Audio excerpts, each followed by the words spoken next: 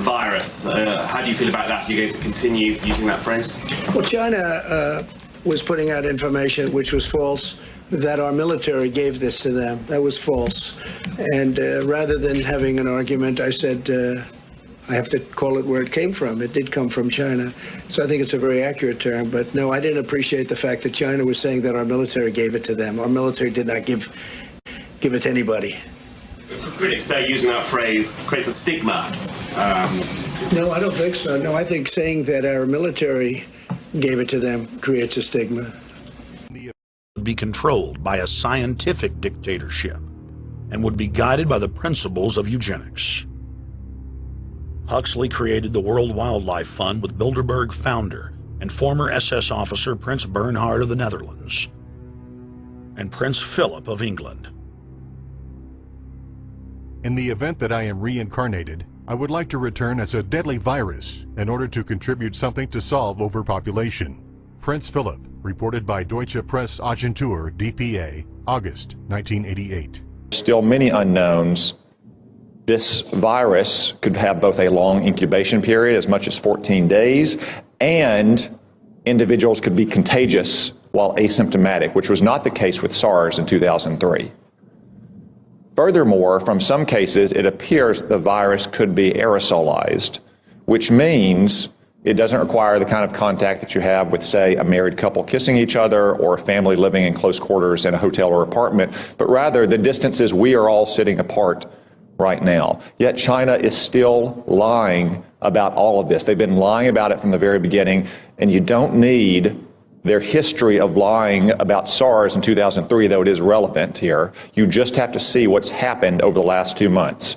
We now know that the first case manifested no later than December 1, even though China didn't reveal it to the WHO until a month later on December 31st, when they continued to hide it from their own citizens. And they continued to say that it had been contained inside Wuhan. Today, it is in every single province in China. They also claimed for almost 2 months, until earlier this week, that it had originated in a seafood market in Wuhan, that locals had contracted it from animals in, say, bat soup or snake tartare. That is not the case. The Lancet published a study last weekend demonstrating that of the original 40 cases, 14 of them had no contact with the seafood market, including patient 0. As one epidemiologist said, that virus went into the seafood market before it came out of the seafood market. We still don't know where it originated. Could have been another seafood market. Could have been a farm. Could have been a food processing company.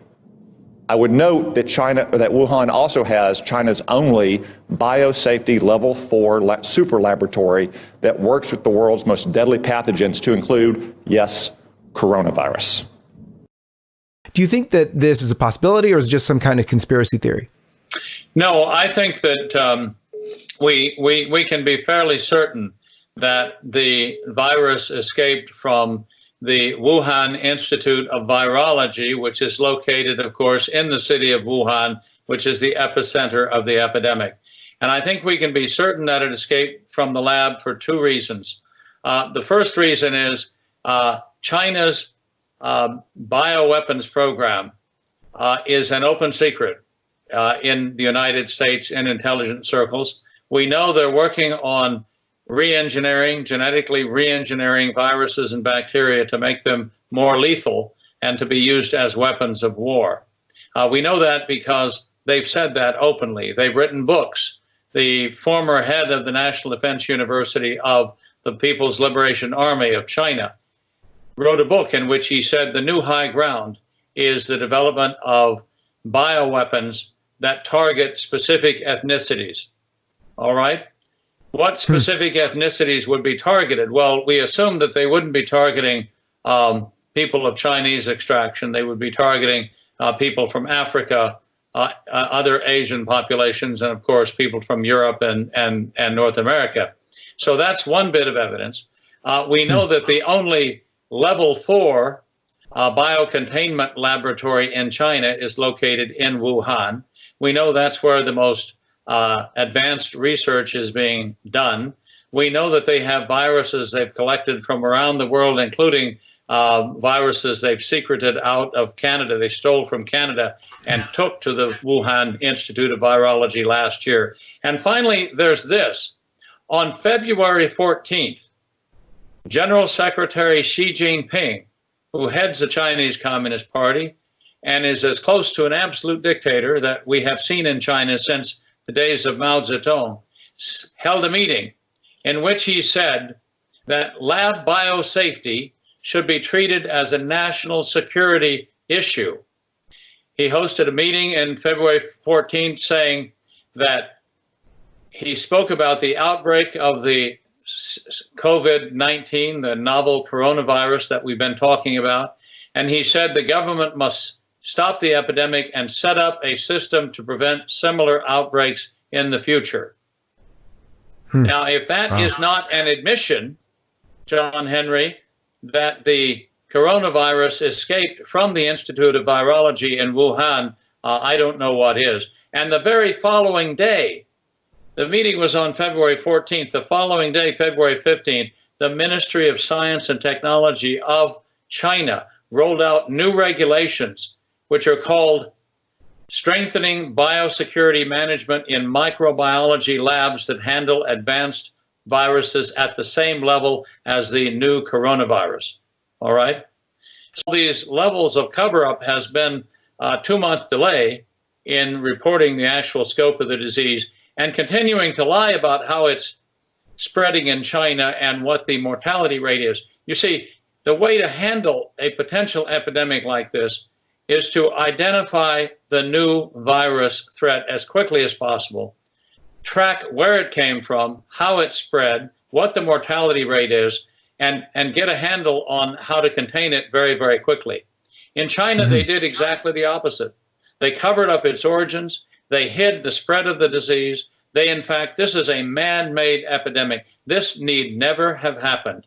It is a result of the total incompetence of the labs in China and the sheer duplicity of the Chinese leadership in hiding this from the world. And by the way, John Henry, the World Health Organization has done us no favors, because the World Health Organization, of course, which works for the United Nations, reports to the major countries on the National Security Council, including China. And I think the World Health Organization was anxious not to offend China.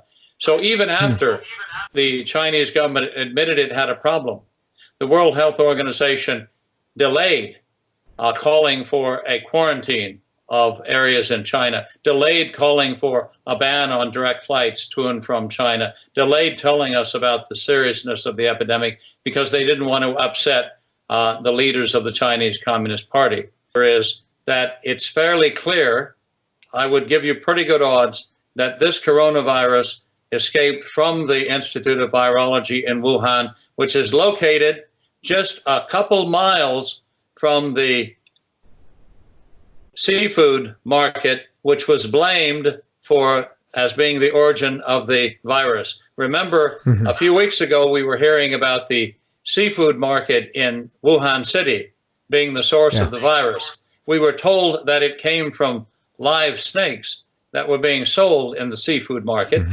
It turns out, John Henry, snakes do not carry any coronaviruses. We were then told that it came from bats, that bat soup and other bat delicacies that were being sold in the seafood market in Wuhan was the source of the coronavirus. Well, bats are in hibernation in November and December. Bat soup is not sold at the seafood market. And genetic analysis shows that bats do not carry any coronavirus like the one that's causing the epidemic.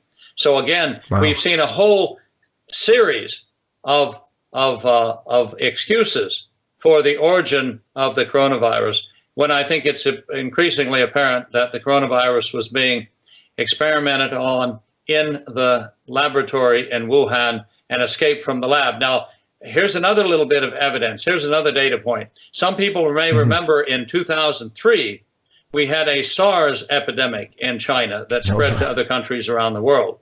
SARS stands for sudden extreme respiratory syndrome.